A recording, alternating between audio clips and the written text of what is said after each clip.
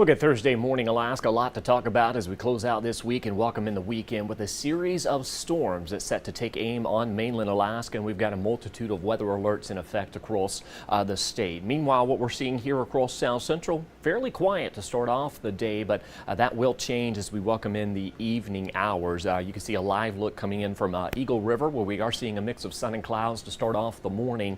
Now here over the next couple of hours, those clouds will thicken up and we're going to begin to see some winds increasing across South Central, and then some rain showers set to build back in across the region. Now this is going to be nothing like what we did see this past weekend, but it is going to lead to the return to some active weather across not only South Central but the state as a whole. So this is what we're going to be talking about here in South Central. Our changes are underway. We are expected to see those clouds increasing with rain and some strong winds with some of those higher wind speeds likely along the Anchorage hillside. We've got a flood watch out towards the southern Seward Peninsula where we are expected to see several inches of rainfall. Now today's system will bring anywhere from about 1 to 3 inches of rainfall, but storm totals by Monday could top out near 4 inches. And then of course out towards Norton Sound and the Yukon Delta, we do have some high surf, some rough seas where waves, large wave breaks could be anywhere from 6 to 8 feet. So coastal erosion looking likely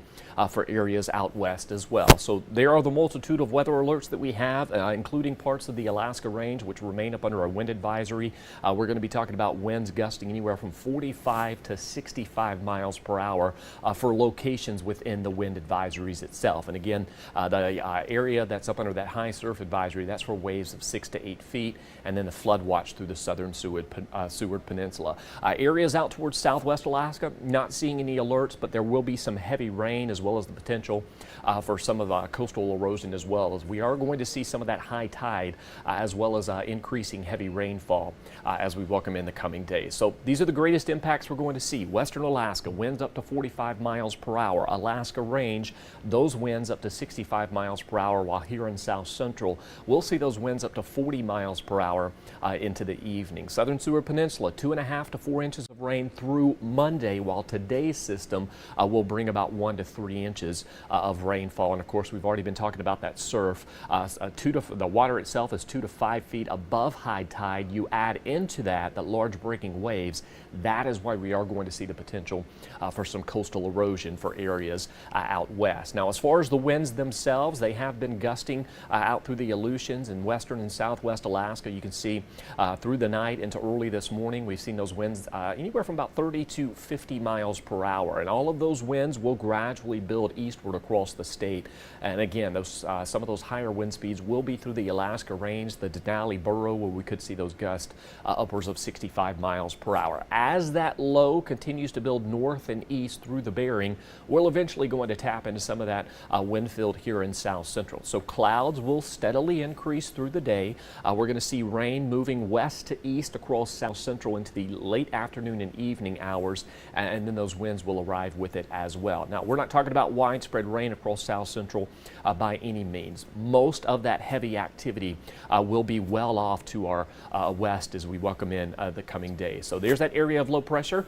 You can see pushing north and east through the Bering. Now, latest model data is showing that the low itself is taking a bit more of a westerly track, so we're not going to see as much rain here in South Central, and the winds aren't going to be as strong as what we were anticipating yesterday, but we'll still see some gusty winds across the region. So that low pushes off towards the northwest Arctic Borough by tomorrow evening, and then on the heels of that storm, we've got another one moving through the Bering. So we're going to be talking about waves of activity building in across the state. We will see some dry time here and there. In fact, as the Alaska State Fair officially starts tomorrow, we'll see some showers for the first part of the day, but during the afternoon, we may actually see some breaks in the clouds with some sunshine. So we're not talking about widespread rain for the first day of the Alaska State Fair, but we will keep some showers in the forecast. So another low building through the Bering as we welcome in your Friday and Saturday. today. Notice how most of that moisture is primarily impacting western and southwest Alaska. That is going to be an atmospheric river that is going to lead to several inches of rainfall for locations out west. In fact, looking through the rest of August, the storm track will keep most of that activity out west through the northwest Arctic Borough, and that is where we're seeing that tilt towards wetter weather. Out towards southeast, a different weather pattern is taking hold. So we're starting today, we're going to see the return to sunny skies across southeast with a return to those highs in the 60s and the 70s.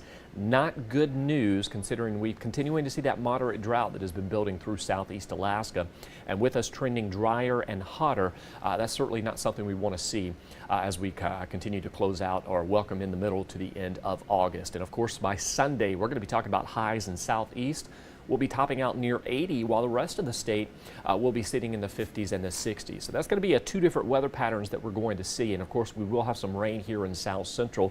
Latest totals showing that we are sitting up under 13 inches. While we did catch a few days of some drier weather, we are now officially at the second wettest year through August 14th.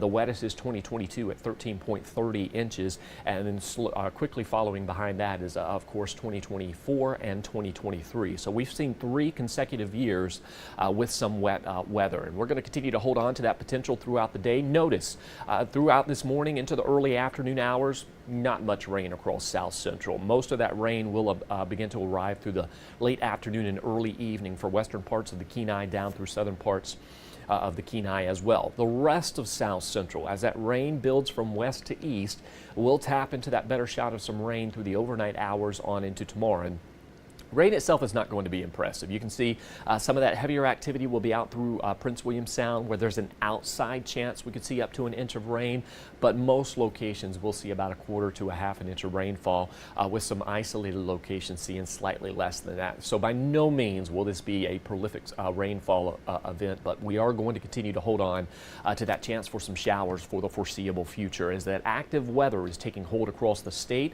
While we are going to be talking about some fallish conditions across Alaska, here in South Central, we'll see those temperatures in the low to mid 60s throughout each and every day. And you can see Friday, the official start of the Alaska State Fair. Rain showers is on the forecast, but it's really only going to be for the first part of the day as that sunshine does arrive towards the afternoon hours. Same scenario Saturday, largely on the drier side, and then we'll see that chance for showers in the morning, and then another round as we welcome in the evening hours on into Sunday. So that's that dry breaks that we'll see in between each system. And continuing into next week, we'll keep that shower chance with us with highs in the low to mid 60s, overnight lows pushing the upper 40s and lower 50s. So anytime you get a chance to get outdoors through the first part of today, you may want to take advantage of that before the rain and winds set in. And you can see another live look outside from Eagle River, where we are sitting up under that mixture of sun and clouds. By about noon to 1 p.m., many areas across South Central will begin to see those overcast skies quickly making a return. We'll have more on that coming up in the afternoon news as well as in the evening newscast. For now, take it easy. Have a wonderful first day of school for many of those school districts across the state. And again, we'll have more on this upcoming weather event coming up in the evening news. Have a great Thursday.